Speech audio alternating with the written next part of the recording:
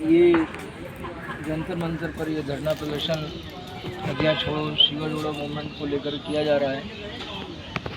इससे पहले 2014 में जब ये हमारी सरकार बनी थी, उसी साल ये मथुरा से आंदोलन शुरू हुआ था, नदियाँ छोड़ो सीवर जोड़ो, और उसी साल ये यहाँ पर प्रदर्शन भी किया गया था। लेकिन इस 10 सालों में क्या हुआ है कि सरकार ने नदियों को, सीवर को नदियों से अलग करने के लिए कोई ऐसा बड़ा प्रयास नहीं किया। नतीजा ये है कि सब की सब नदियाँ जो है वो पूरे कश्मीर से कन्याकुमारी तक लगभग प्रदूषित हैं, और उसकी वजह से हमारा पेयजल संकट जो है वो बढ़ता जा रहा है। आबादी बढ़ रही है और पेयजल संकट उसके साथ में बढ़ता जा रहा है, और यही स्थिति रही तो हम जो है आने वाली जनरेशन को हम पानी मुहैया नहीं कर पाएंगे। नदियाँ छोड़ो से मतलब ये था कि एक ज़माना था कि जब नेहरू के समय में ये स्थिति कहीं बाढ़ आती थी, कहीं सूखा होता था, तो ये था कि नदियों को जोड़ देंगे तो जो बाढ़ का क्षेत्र है वो नदियों को सूखे क्षेत्र में चला जाएगा, तो बाढ़ की राहत लोगों को मिलेगी, और जहाँ सूखा है वहाँ जल्दी सिंचाई हो जाएगी। लेकिन 70 सालों तक उस पर काम नहीं हुआ देश में, और बड़ी बड़ी परियोजनाएँ आ गई, लेकिन मुख्य जो मौलिक परियोजना थी वो वहीं की वहीं रह गई। अब स्थिति ऐसी आ गई कि अब अगर नदियों को जोड़ा गया तो वो सब के सब जुड़ावन हमारी इसलिए बेकार हो जाएगी क्योंकि ये सीवर जो हर नदी में जा रहा है,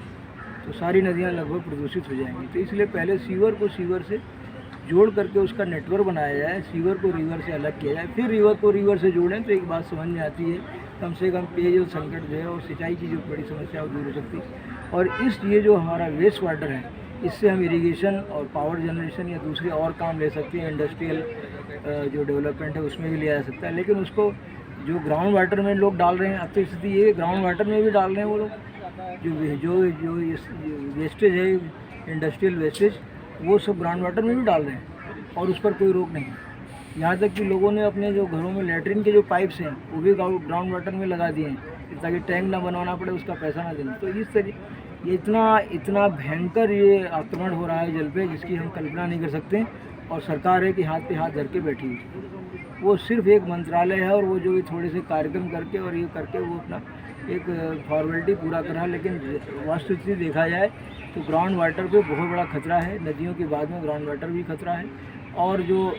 दूसरे संसाधन, रेन को आप देख ही रहे हैं, क्योंकि वो कहीं से फॉरेस्ट नहीं है, सब वो चीज़ें तो रेन का भी वो घट रहा है। तो इसलिए हम सरकार से हम मांग कर रहे हैं कि ये इशू